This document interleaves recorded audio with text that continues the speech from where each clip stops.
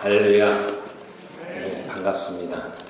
오늘 이렇게 하나님의 특별한 은혜 가운데 우리 김영현 목사님 마닐라 한인연합교회의 담임 목사로 취임하면서 감사드리는 이 귀한 예배를 드리고 있습니다. 한 목회자를 부르시고 한 교회의 지도자로 세우시는 것은 하나님의 특별한 은혜 가운데 이루어지는 거라고 믿습니다.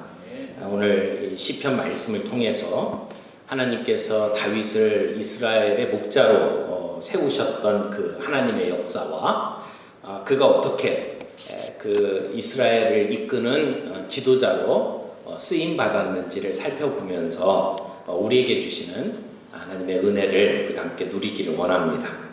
우리 본문 말씀 70절 말씀을 보면 그의 종 다윗을 택하시되 양의 우리에서 취하셨다 이렇게 설명을 하고 있습니다. 하나님께서 한 사람을 선택하실 때에는 그 하나님의 섭리 가운데 이루어진다고 믿습니다. 근데 다윗이 스스로 왕이 된 것이 아니라 하나님께서 택하셨다. 하나님께서 택하셨다, 취하셨다 라고 본문은 우리에게 강조하고 있습니다. 다윗은 왕족이 아니었죠.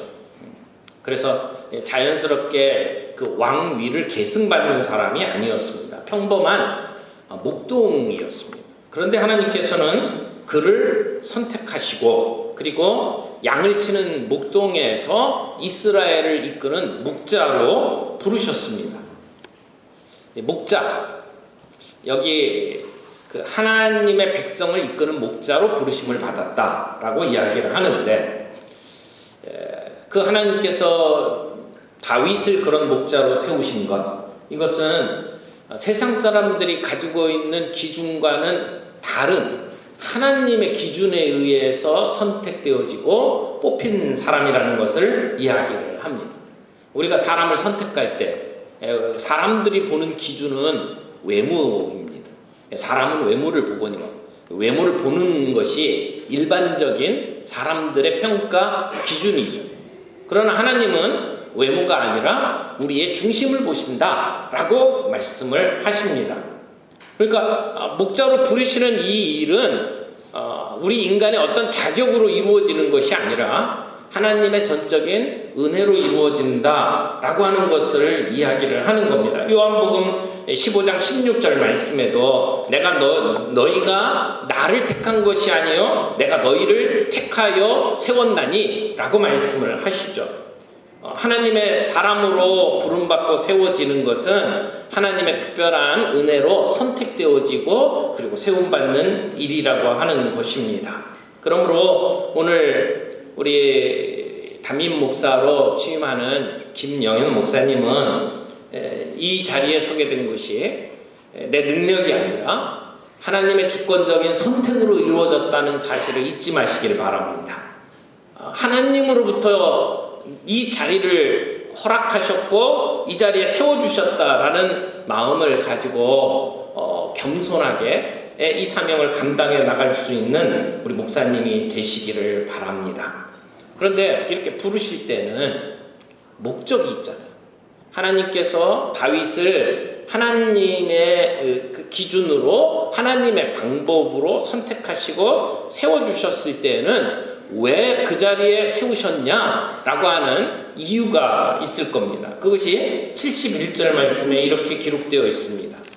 젖 양을 지키는 중에서 그를 이끌어내사 그의 백성인 야곱 그의 소유인 이스라엘을 기르게 하셨더니, 여러분 우리가 하나님의 선택을 받아서 이렇게 부름 받았다라고 하는 그 확신도 중요하지만 하나님이 나를 이 자리에 왜 세우셨느냐 라고 하는 것을 아는 것도 정말 중요합니다. 우리는 그것을 사명이라고 이야기를 합니다. 하나님이 왜 나를 여기에 부르셨을까?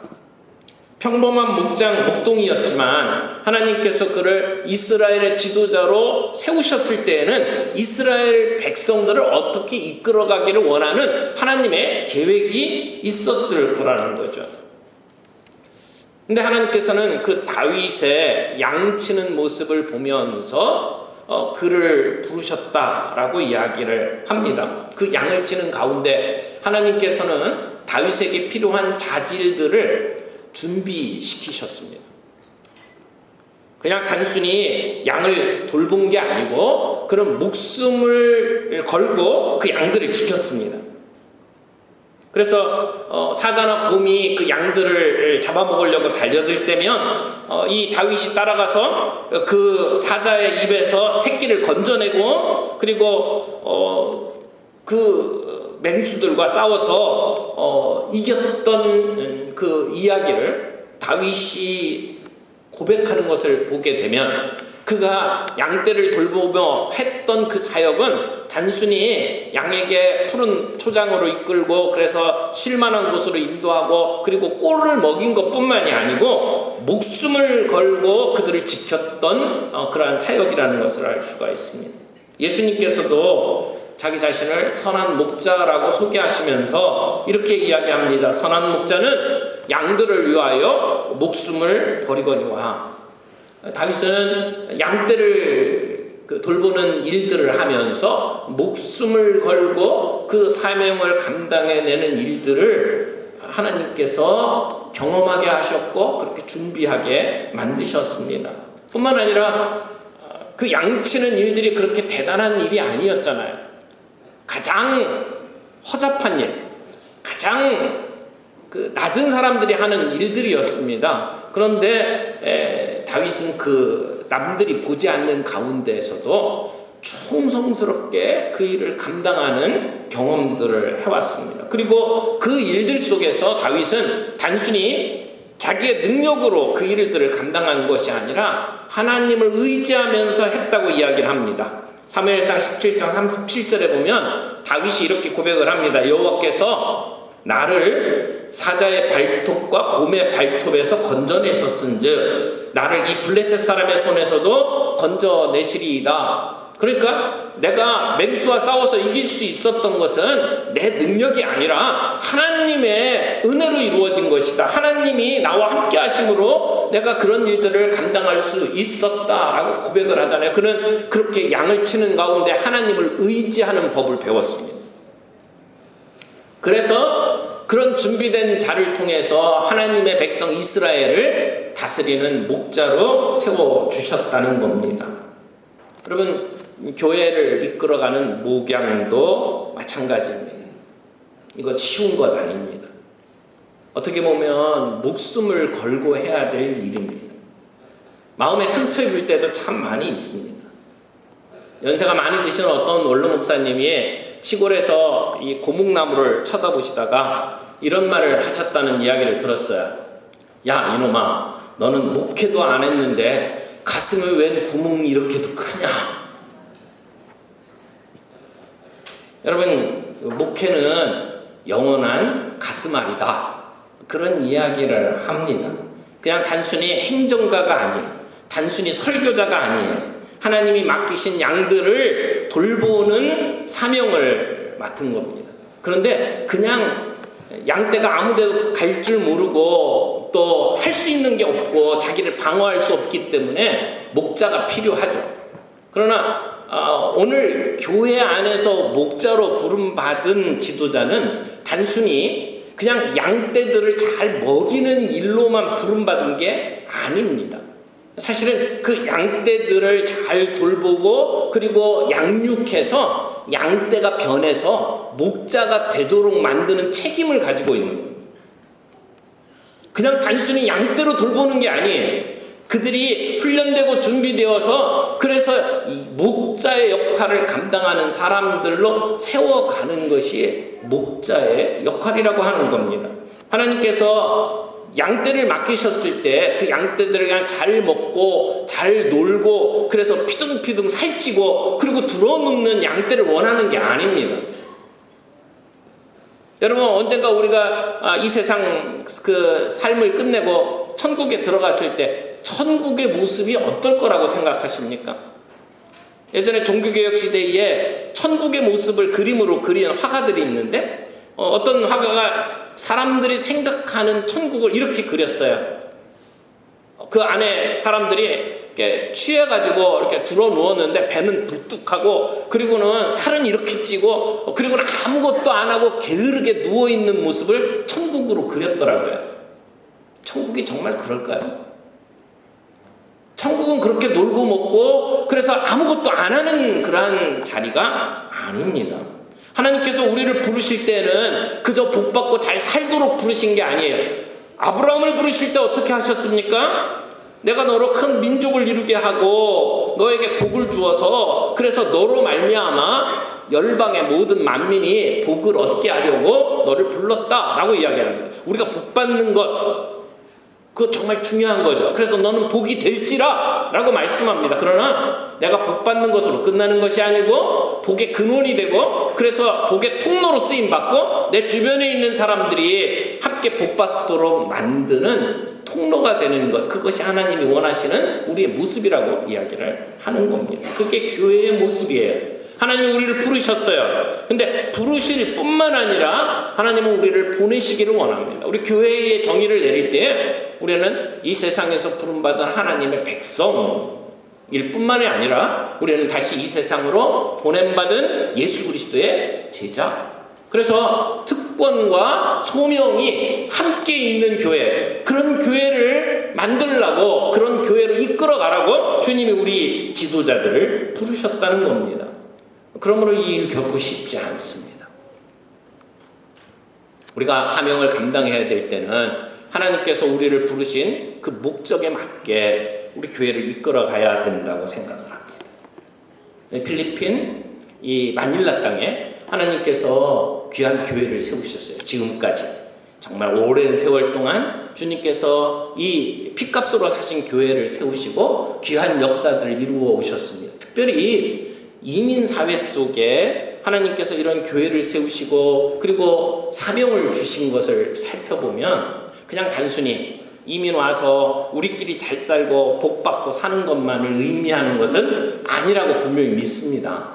하나님은 선교의 전초 기지로 우리 교회를 세웠다고 저는 믿습니다. 여러분 그렇게 믿으시죠? 그래서 우리 교회는 단순히 그냥 한인들이 모여서 친교하는 한국인들 모임이 아니라 우리가 있음으로 인해서 이 땅이 복받아야 합니다. 우리가 있음으로 인해서 이 땅에서 일하고 있는 선교사들이 힘을 얻을 수 있고 또 지친 그분들이 와서 쉴 수 있는 자리로 우리 교회가 자리매김되어야 된다고 믿습니다. 그런 하나님의 큰 그림을 가슴에 안고 그 사명을 감당해 나갈 수 있는 우리 교회가 되기를 원하고 우리 목사님이 되기를 원합니다. 마지막으로 하나 더 생각해야 될 것은 하나님께서 원하시는 목자의 자세가 여기 72절에 나옵니다. 72절 보겠습니다. 이에 그가 그들을 자기 마음의 완전함으로 기르고 그의 손에 능숙함으로 그들을 지도하였도다. 하나님이 세우신 목자는 두 가지 자세를 가져야 합니다. 하나는 마음의 성실함, 또 하나는 그 손의 능숙함. 예전 성경에 보면 공교함이라고 번역을 해놓기도 했는데 능숙함, 공교함, 또 마음의 완전함, 성실함 이렇게 번역이 되는 내용들입니다. 다윗은 이스라엘의 목자로 부름받고 그 일을 정직한 마음, 성실한 마음과 그리고 능숙한 그러한 그 능력으로 그 지도자의 역할을 감당했습니다. 오늘 이 연합교회에 담임 목사로 취임하는 우리 김영현 목사님도 이 두 마음을 가지고 이 교회를 이끌어갈 수 있는 지도자가 되기를 바랍니다. 여기 마음의 성실함, 완전함이라는 것은 하나님과 사람 앞에서 신실하고 진실한 태도를 이야기합니다. 하나님과 사람 앞에서 진실한 것. 여러분, 하나님이 지금까지 우리의 인생을 이끌어 오셨습니다. 그래서 우리가 갖출 것 갖추고 그리고 능력을 가지고 이렇게 자라나도록 만드셨어요. 근데 우리에게 부족한 부분도 있고 잘하는 부분도 있어요. 근데 하나님과 사람 앞에서 진실했으면 좋겠어요.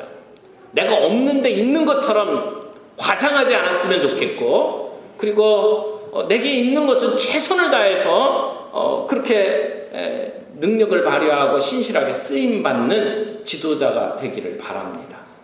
내가 없는데, 내가 실력이 안 되는데도 있는 것처럼 과장하면 그러면 거짓말을 할 수밖에 없어요. 내가 아닌데 있는 것처럼 다른 사람의 손을 빌려서 나를 포장해야만 돼요. 그럴 때 우리의 영성은 무너집니다. 그럴 때 진실성이 사라집니다. 실력도 안 되는데 표절해서 다른 사람 대필해서 논문 쓰면 그러면 안 됩니다. 그런 유혹이 참 많아요. 내가 이 큰 등치, 내가 이런 많은 사람들을 섬기려면 마치 내게 이런 권위가 있어야 되고 능력이 있어야 된다고 착각하기가 쉽습니다.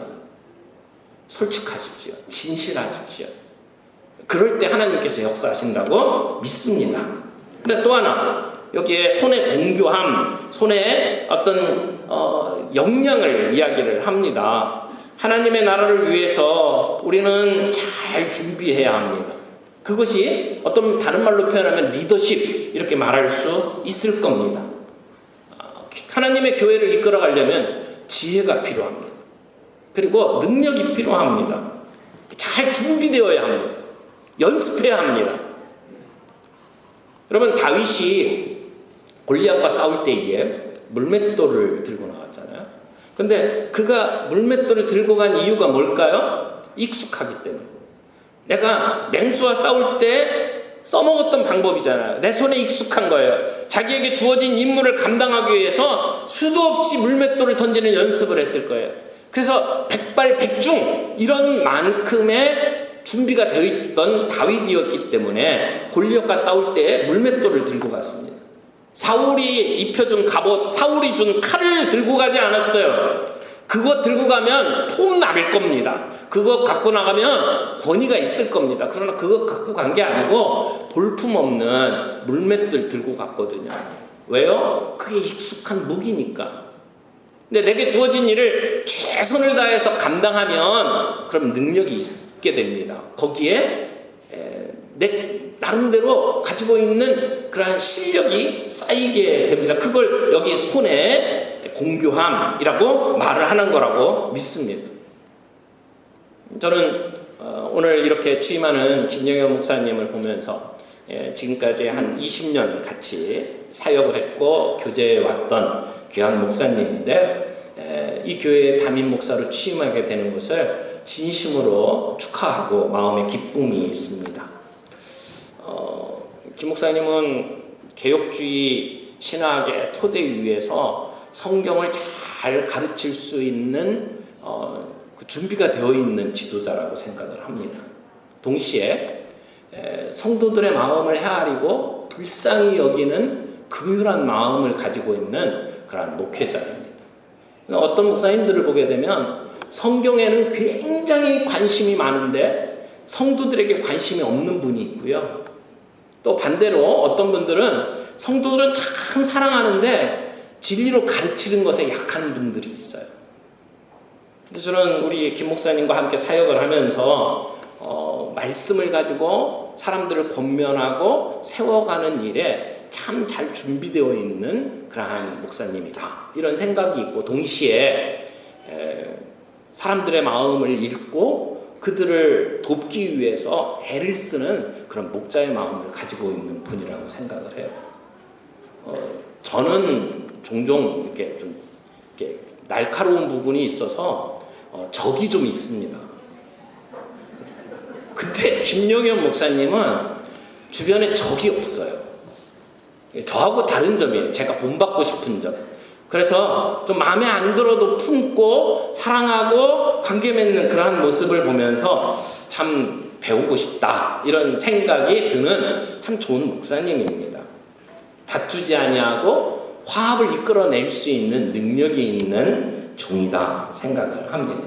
아마 중국 10년 사역하면서 이민교회 특별히 참 그 자유가 없는 지역에서 어렵게 살아가는 분들을 붙잡고 그곳에서 선교의 불을 지폈던 그러한 경험들이 이 연합교회 안에서도 아름답게 쓰임받는 귀한 그러한 경험들이 될 거라고 믿습니다. 오늘 이 교회가 하나님이 원하시는 모습으로 되어가는 것은 단순히 지도자 하나 불렀다고 되는 것은 아닙니다. 지도자와 더불어 한 교회의 공동체가 힘을 합해야만 가능한 일이라고 믿습니다. 우리 목사님이 꿈을 꾸고 비전을 제시하고 말씀으로 권면할 때에 우리 모든 성도들이 한 마음으로 함께 기도하면서 하나님의 길을 찾아가고 하나님이 원하시는 일들을 위해서 물질을 투자하고 시간을 투자하고 헌신하는 그런 아름다운 역사가 일어나서 여러분 시대에 여러분의 목전에서 하나님께서 이 교회를 사용하셔서 놀라운 부흥의 역사를 일으키는 모습을 여러분들이 목도하게 되기를 바랍니다. 그런 모습을 꿈꾸면서 오늘 우리 김영현 목사님의 담임 목사 취임을 진심으로 축하하고 축복하고 이 말씀으로 대신합니다. 우리 같이 기도하겠습니다. 사랑의 하나님 아버지, 오늘 우리 마닐라 한인연합교회의 새로운 담임 목사 취임을 하게 하신 것 감사합니다.